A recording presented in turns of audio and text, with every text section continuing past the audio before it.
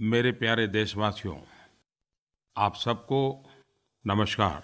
2015 एक प्रकार से मेरी इस वर्ष की आखिरी मन की बात। अगली मन की बात 2016 में होगी। अभी-अभी हम लोगों ने क्रिसमस का पर्व मनाया और अब नए वर्ष के स्वागत की तैयारियां चल रही है। भारत विविधताओं से भरा हुआ है। त्योहारों की भी भरमार लगी रहती है। एक त्योहार गया नहीं कि दूसरा आया नहीं। एक प्रकार से हर त्योहार दूसरे त्योहार के प्रतीक्षा को छोड़ के चला जाता है। कभी-कभी तो लगता है कि भारत एक ऐसा देश है जहाँ पर त्योहार ड्रिवन इकोनॉमी भी है। समाज के गरीब तबके के लोगों को आर्थिक गतिविधि का वो कारण बन जाता है। मेरी तरफ से सभी देशवासियों को क्रिसमस की भी बहुत-बहुत शुभकामनाएं और 2016 के नववर्ष की भी बहुत-बहुत शुभकामनाएं। 2016 का वर्ष आप सभी के लिए ढेरों खुशियां लेकर के आए। नया उमंग, नया उत्साह, नया संकल्प आपको नई ऊंचाइयों पर पहुंचाए। दुनिया भी संकटों से मुक्त हो, चाहे आतंकवाद हो, चाहे ग्लोबल वार्मिंग हो, चाहे प्राकृतिक आपदाएं हो, चाहे मानव सर्जित संकट हो। मानव जात सुख चैन की जिंदगी पाए, इससे बढ़कर के खुशी क्या हो सकती है। आप तो जानते ही हैं कि मैं टेक्नोलॉजी का भरपूर प्रयोग करता रहता हूं। उससे मुझे बहुत सारी जानकारियां भी मिलती हैं। माईगोव मेरे इस पोर्टल पर मैं काफ़ी नज़र रखता हूं। पुणे से श्रीमान गणेश वी सावलेशवारकर, उन्होंने मुझे लिखा है कि ये सीजन टूरिस्ट की सीजन होती है। बहुत बड़ी मात्रा में देश विदेश के टूरिस्ट आते हैं। लोग भी क्रिसमस की छुट्टियां मनाने जाते हैं। टूरिज्म के क्षेत्र में बाकी सब सुविधाओं की तरफ तो ध्यान दिया जाता है, लेकिन उन्होंने कहा है कि जहाँ-जहाँ टूरिस्ट डेस्टिनेशन है, टूरिस्ट प्लेस है, यात्रा धाम है, प्रवास धाम है, वहाँ पर स्वच्छता के संबंध में विशेष आग्रह रखना चाहिए। हमारे पर्यटन स्थल जितने साफ सुथरे होंगे, दुनिया में भारत की छवि अच्छी बनेगी। मैं गणेश जी के विचारों का स्वागत करता हूँ और मैं गणेश जी की बात को देशवासियों को पहुँचा रहा हूँ। और वैसे भी हम अतिथि देवो भव कहते हैं, तो हमारे यहाँ तो जब अतिथि आने वाला होता तो घर में हम कितनी साज सज्जा और सफाई करते हैं। तो हमारे पर्यटन स्थल पर, टूरिस्ट डेस्टिनेशन पर, हमारी यात्रा धामों पर इस सचमुच में एक विशेष बल देने वाला काम तो है ही है। और मुझे ये भी खुशी है कि देश में स्वच्छता के संबंध में लगातार खबरें आती रहती हैं। मैं डे वन से इस विषय में मीडिया के मित्रों का तो धन्यवाद करता ही रहता हूँ, क्योंकि ऐसी छोटी-छोटी अच्छी-अच्छी चीजें खोज करके वो लोगों के सामने रखते हैं। अभी मैंने एक अखबार में एक चीज पढ़ी थी, मैं चाहूंगा कि देशवासियों को मैं बताऊं। मध्य प्रदेश के सीहोर जिले के भोजपुरा गांव में एक बुजुर्ग कारीगर दिलीप सिंह मालविया, अब वो सामान्य कारीगर हैं जो मैशन का काम करते हैं, मजदूरी करते हैं। उन्होंने एक ऐसा अनूठा काम किया कि अखबार ने उनकी एक कथा छापी और मेरे ध्यान में आई, तो मुझे भी लगा कि मैं इस बात को आप तक पहुंचाऊं। छोटे से गांव के दिलीप सिंह मालविया, उन्होंने तय किया कि गांव में अगर कोई मटेरियल प्रोवाइड करता है तो शौचालय बनाने के लिए जो मजदूरी लगेगी वो नहीं लेंगे और वो मुफ्त में मैशन के नाते काम करते हुए शौचालय बना देंगे। भोजपुरा गांव में उन्होंने अपने परिश्रम से मजदूरी लिए बिना, ये काम एक पवित्र काम है इस मान करके, अब तक उन्होंने 100 शौचालयों का निर्माण कर दिया है। मैं दिलीप सिंह मालविया को हृदय से बहुत-बहुत बधाई देता हूँ, अभिनंदन देता हूँ। देश के संबंध में निराशा की बातें कहीं कभी सुनते हैं, लेकिन ऐसे कोटि-कोटि दिलीप सिंह हैं इस देश में जो अपने तरीके से कुछ न कुछ अच्छा कर रहे हैं। यही तो देश की ताकत है, यही तो देश की आशा है और यही तो बातें हैं जो देश को आगे बढ़ाती हैं। और तब मन की बात में दिलीप सिंह का गर्व करना, उनका गौरव करना बहुत स्वाभाविक लगता है। अनेक लोगों के अथाग प्रयास का परिणाम है कि देश बहुत तेज गति से आगे बढ़ रहा है। कदम से कदम मिला करके 125 करोड़ देशवासी एक-एक कदम खुद भी आगे बढ़ रहे हैं, देश को भी आगे बढ़ा रहे हैं। बेहतर शिक्षा, उत्तम कौशल एवं रोजगार के नित नए अवसर, चाहे नागरिकों को बीमा सुरक्षा कवर से लेकर बैंकिंग सुविधाएं पहुंचाने की बात हो, वैश्विक फलक पर ईज ऑफ डूइंग बिजनेस में सुधार, व्यापार और नए व्यवसाय करने के लिए सुविधाजनक व्यवस्थाएं उपलब्ध कराना। सामान्य परिवार के लोग जो कभी बैंक के दरवाजे तक नहीं पहुंच पाते थे, मुद्रा योजना के तहत आसान ऋण उपलब्ध करवाना। हर भारतीय को जब ये पता चलता है कि पूरा विश्व योग के प्रति आकर्षित हुआ है और दुनिया ने जब अंतर्राष्ट्रीय योग दिवस मनाया और पूरा विश्व जुड़ गया, तब हमें विश्वास पैदा हो गया कि वाह, ये तो है ना हिंदुस्तान। ये भाव जो पैदा होता है ना, ये तब होता है जब हम विराट रूप के दर्शन करते हैं।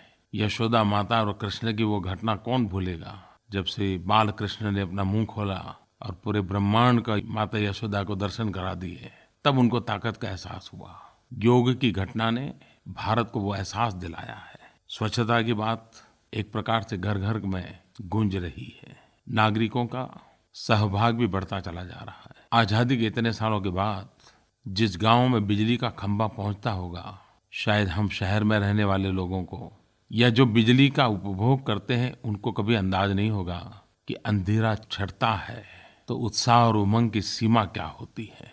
भारत सरकार का और राज्य सरकारों का ऊर्जा विभाग काम तो पहले भी करता था, लेकिन जब से गांवों में बिजली पहुंचाने का 1000 दिन का जो संकल्प किया है और हर दिन जब खबर आती है कि आज उस गांव में बिजली पहुंची, आज उस गांव में बिजली पहुंची, तो साथ साथ उस गांव के उमंग और उत्साह की खबरें भी आती हैं। अभी तक व्यापक रूप से मीडिया में इसकी चर्चा नहीं पहुंची है, लेकिन मुझे विश्वास है कि मीडिया ऐसे गांवों में जरूर पहुंचेगा और वहाँ का उत्साह उमंग कैसा है उससे देश को परिचित करवाएगा। और उसके कारण सबसे बड़ा तो लाभ ये होगा कि सरकार के जो मुलाजिम इस काम को कर रहे हैं, उनको एक इतना सेटिस्फेक्शन मिलेगा, इतना आनंद मिलेगा कि उन्होंने कुछ ऐसा किया है जो किसी गांव की, किसी की जिंदगी में बदलाव लाने वाला है। किसान हो, गरीब हो, युवा हो, महिला हो, क्या इन सबको ये सारी बातें पहुंचनी चाहिए कि नहीं पहुंचनी चाहिए? पहुंचनी इसलिए नहीं चाहिए कि किस सरकार ने क्या काम किया और किस सरकार ने काम क्या नहीं किया। पहुंचनी इसलिए चाहिए कि वो अगर इस बात का हकदार है तो हक जाने न दे। उसके हक को पाने के लिए भी तो उसको जानकारी मिलनी चाहिए ना। हम सब ने कोशिश करनी चाहिए कि सही बातें, अच्छी बातें, सामान्य मानवी के काम की बातें जितने ज्यादा लोगों को पहुंचती हैं, पहुंचानी चाहिए। यह भी एक सेवा का ही काम है। मैंने अपने तरीके से भी इस काम को करने का एक छोटा सा प्रयास किया है। मैं अकेला तो सब कुछ नहीं कर सकता हूँ, लेकिन जो मैं कह रहा हूँ तो कुछ मुझे भी करना चाहिए ना। एक सामान्य नागरिक भी अपने मोबाइल फोन पर नरेंद्र मोदी ऐप को डाउनलोड करके मुझसे जुड़ सकता है और ऐसी छोटी बातें मैं उस पर शेयर करता रहता हूँ। और मेरे लिए खुशी की बात है कि लोग भी मुझे बहुत सारी बातें बताते हैं। आप भी अपने तरीके से जरूर इस प्रयास में जुड़िए। 125 करोड़ देशवासियों तक पहुंचना है। आपकी मदद के बिना मैं कैसे पहुंचूंगा? आइए हम सब मिलकर के सामान्य मानवी के हितों की बातें सामान्य मानवी की भाषा में पहुंचाएं और उनको प्रेरित करें उनके हक की चीजों को पाने के लिए। मेरे प्यारे नौजवान साथियों, 15 अगस्त को लाल किले से मैंने startup India, stand up India, उसके संबंध में एक प्राथमिक चर्चा की थी। उसके बाद सरकार के सभी विभागों में इस बात चल पड़ी, क्या भारत स्टार्टअप कैपिटल बन सकता है? क्या हमारे राज्यों के बीच नौजवानों के लिए एक उत्तम अवसर के रूप में नए नए स्टार्टअप, अनेकविध स्टार्टअप, नए नए इनोवेशन, चाहे मैन्युफैक्चरिंग में हो, चाहे सर्विस सेक्टर में हो, चाहे एग्रीकल्चर में हो, हर चीज में नयापन, नया तरीका, नई सोच। दुनिया इनोवेशन के बिना आगे बढ़ती ही नहीं है। Startup India, stand up India युवा पीढ़ी के लिए एक बहुत बड़ा अवसर लेके आई है। मेरे नौजवान साथियों, 16 जनवरी को भारत सरकार startup India, stand up India, उसका पूरा एक्शन प्लान लॉन्च करने वाली है। कैसे होगा, क्या होगा, क्यों होगा, एक खाका आपके सामने प्रस्तुत किया जाएगा। और इस कार्यक्रम में देश भर की IIT, IIM, central universities, NITs, जहाँ युवा पीढ़ी है, उन सबको लाइव कनेक्टिविटी के द्वारा इस कार्यक्रम में जोड़ा जाएगा। स्टार्टअप के संबंध में हमारे यहाँ एक सोच बंधी बंधाई बन गई है। जैसे डिजिटल वर्ल्ड हो या आईटी प्रोफेशन हो, ये स्टार्टअप उन्हीं के लिए जी नहीं। हमें तो उसको भारत की आवश्यकताओं के अनुसार बदलाव लाना है। गरीब व्यक्ति कहीं मजदूरी करता है, उसको शारीरिक श्रम पड़ता है, लेकिन नौजवान इनोवेशन के द्वारा एक ऐसी चीज़ बना दें कि गरीब को मजदूरी में थोड़ी सुविधा हो जाए। मैं इसको भी स्टार्टअप मानता हूँ। मैं बैंक को कहूँगा कि ऐसे नौजवान को मदद करो। मैं उसको भी कहूँगा कि तुम हिम्मत से आगे बढ़ो, मार्केट मिल जाएगा। उसी प्रकार से क्या हमारे युवा पीढ़ी की बुद्धि संपदा कुछ ही शहरों में सीमित है क्या? ये सोच गलत है। हिंदुस्तान के हर कोने में नौजवानों के पास प्रतिभा है, उन्हें अवसर चाहिए। ये startup India, stand up India कुछ शहरों में सीमित नहीं रहना चाहिए, हिंदुस्तान के हर कोने में फैलना चाहिए। और इसलिए मैं राज्य सरकारों से भी आग्रह कर रहा हूँ, इस बात को हम आगे बढ़ाएं। 16 जनवरी को मैं ज़रूर आप सबसे रूबरू होकर के विस्तार से इस विषय में बातचीत करूँगा और हर हमेशा आपके सुझावों का स्वागत रहेगा। प्यारे नौजवान साथियों, 12 जनवरी स्वामी विवेकानंद जी की जन्म जयंती है। मेरे जैसे इस देश के कोटि-कोटि लोग हैं जिनको स्वामी विवेकानंद जी से प्रेरणा मिलती रही है। 1995 से 12 जनवरी स्वामी विवेकानंद जयंती को एक नेशनल यूथ फेस्टिवल के रूप में मनाया जाता है। इस वर्ष यह 12 जनवरी से 16 जनवरी तक छत्तीसगढ़ के रायपुर में होने वाला है। और मुझे जानकारी मिली कि इस बार की उनकी जो थीम है, क्योंकि उनका ये इवेंट थीम बेस होता है, थीम बहुत बढ़िया है। Indian youth of development, skill and harmony. मुझे बताया गया कि सभी राज्यों से, हिंदुस्तान के कोने-कोने से 10,000 से ज़्यादा युवा इकट्ठे होने वाले हैं। एक लघु भारत का दृश्य वहाँ पैदा होने वाला है, युवा भारत का दृश्य पैदा होने वाला है। एक प्रकार से सपनों की बाढ़ नजर आने वाली है, संकल्प का एहसास होने वाला है। इस यूथ फेस्टिवल के संबंध में क्या आप मुझे अपने सुझाव दे सकते हैं? मैं खास करके युवा दोस्तों से आग्रह करता हूं कि मेरी जो नरेंद्र मोदी ऐप है, उस पर आप डायरेक्टली मुझे अपने विचार भेजिए। मैं आपके मन को जानना समझना चाहता हूं और जो ये नेशनल यूथ फेस्टिवल में रिफ्लेक्ट हो, मैं सरकार में उसके लिए उचित सुझाव भी दूंगा, सूचनाएं भी दूंगा। तो मैं इंतजार करूंगा दोस्तों, नरेंद्र मोदी ऐप पर यूथ फेस्टिवल के संबंध में आपके विचार जानने के लिए। अहमदाबाद, गुजरात के दिलीप चौहान, जो एक विजुअली चैलेंज टीचर है, उन्होंने अपने स्कूल में एक्सेसिबल इंडिया डे उसको मनाया। उन्होंने मुझे फ़ोन करके अपनी भावनाएं व्यक्त की है। Sir, we celebrated Accessible India campaign in my school. I'm a visually challenged teacher and I address the 2,000 children on the issue of disability and how we can spread awareness and help differently able people, and students' response was fantastic. We enjoyed in the school and students were inspired and motivated to help the disabled people in the society. I think it was a great initiative by you. Dilip ji, आपका बहुत बहुत धन्यवाद। और आप तो स्वयं इस क्षेत्र में काम कर रहे हैं, आप भली भांति इन बातों को समझते हैं और आपने तो बहुत सारी कठिनाइयां भी झेली होगी। कभी-कभी समाज में इस प्रकार के किसी व्यक्ति से मिलने का अवसर आता है तो हमारे मन में ढेर सारे विचार आते हैं। हमारी सोच के अनुसार हम उसे देखने का अपना नजरिया भी व्यक्त करते हैं। कई लोग होते हैं जो हादसे के शिकार होने के कारण अपना कई अंग गंवा देते हैं। कुछ लोग होते हैं कि जन्मजात ही कोई क्षति रह जाती है। और ऐसे लोगों के लिए दुनिया में अनेक अनेक शब्द प्रयोग हुए हैं, लेकिन हमेशा इन शब्दों के प्रति भी चिंतन चलता रहा है।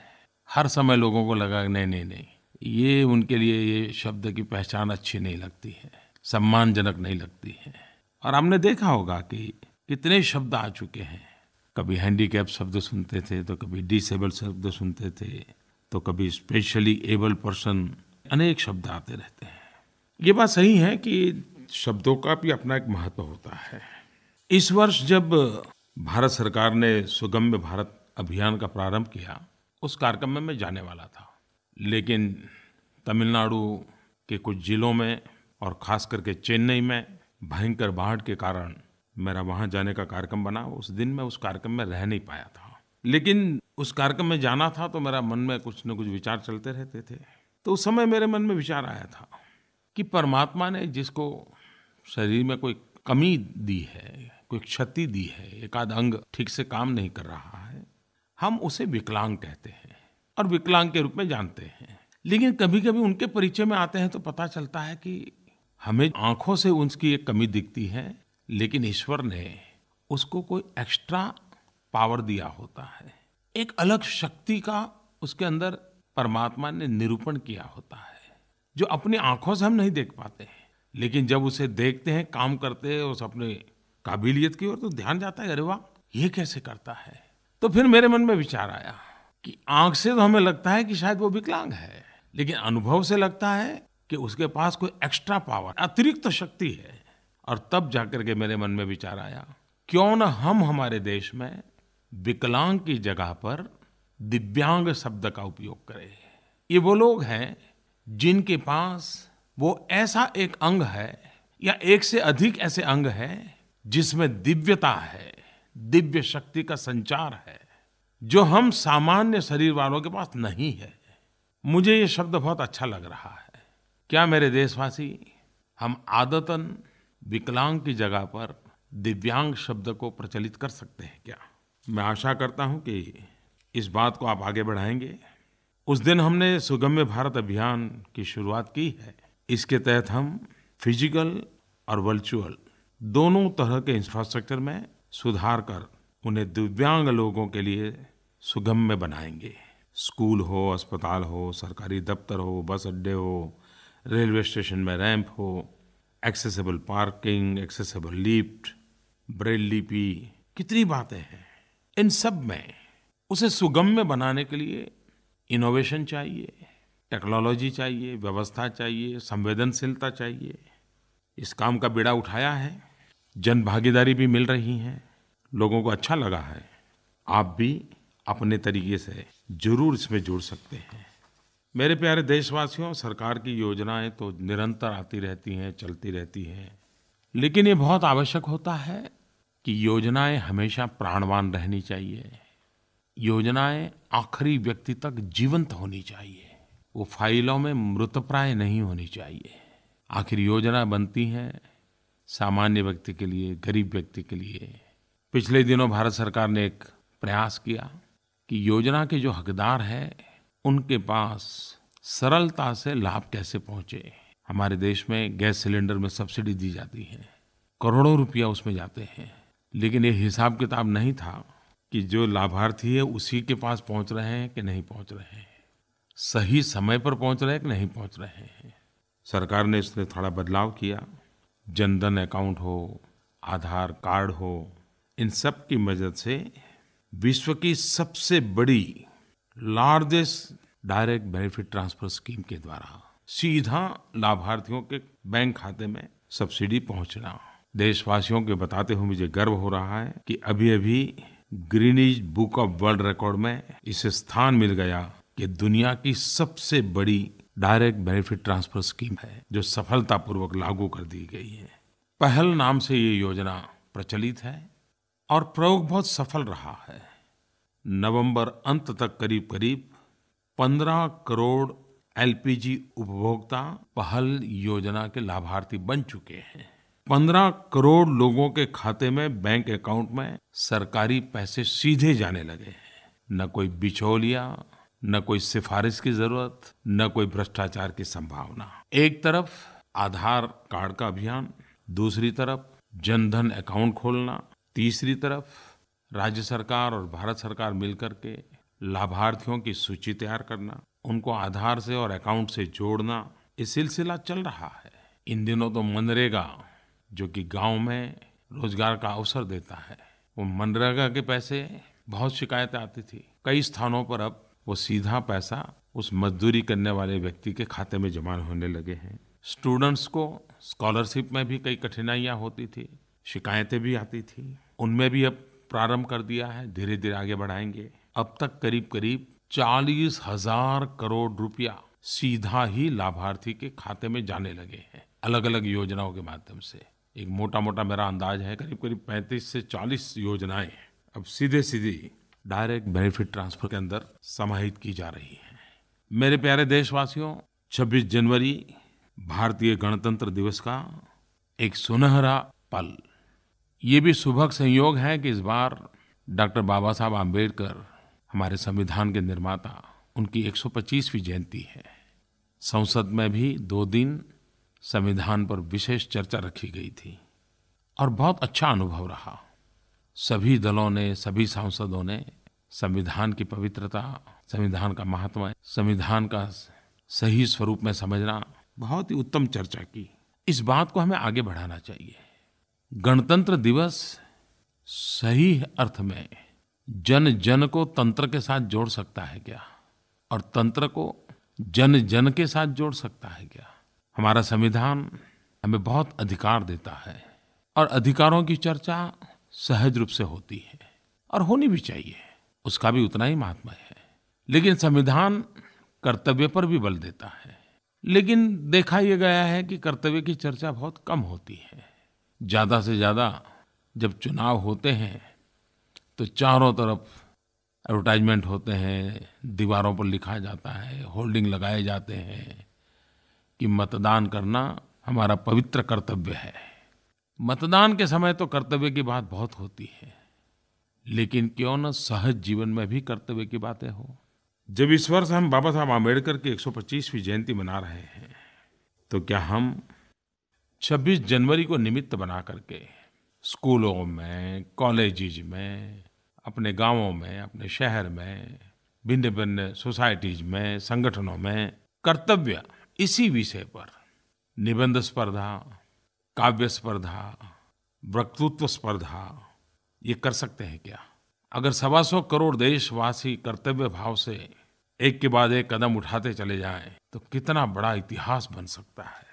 लेकिन चर्चा से शुरू तो करें। मेरे मन में एक विचार आता है, अगर आप मुझे 26 जनवरी के पहले ड्यूटी, कर्तव्य, अपनी भाषा में, अपनी भाषा के उपरांत अगर आपको हिंदी में लिखना है तो हिंदी, अंग्रेजी में लिखना है तो अंग्रेजी में, कर्तव्य पर काव्य रचनाएं हो, कर्तव्य पर ऐसे राइटिंग हो, निबंध लिखें, आप मुझे भेज सकते हैं क्या? मैं आपके विचारों को जानना चाहता हूँ। माईगोव मेरे इस पोर्टल पर भेजिए और मैं जरूर चाहूँगा कि मेरे देश की युवा पीढ़ी कर्तव्य के संबंध में क्या सोचती है। एक छोटा सा सुझाव देने का मन करता है।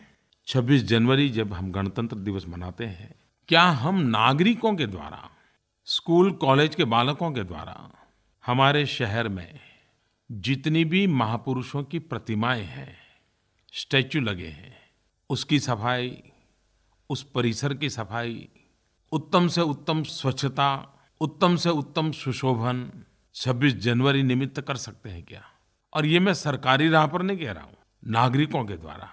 जिन महापुरुषों का स्टैच्यू लगाने के लिए हम इतने इमोशनल होते हैं, लेकिन बाद में उसको संभालने में हम इतने ही उदासीन होते हैं, समाज के नाते, देश के नाते, क्या ये हम अपना सहज स्वभाव बना सकते हैं क्या? इस 26 जनवरी को हम सब मिलकर प्रयास करें कि ऐसी महापुरुषों की प्रतिमाओं का सम्मान, वहाँ सफाई, परिसर की सफाई, और ये सब जनता जनार्दन द्वारा, नागरिकों द्वारा सहज रूप से हो। प्यारे देशवासियों, फिर एक बार नव वर्ष की 2016 की ढेर सारी शुभकामनाएं।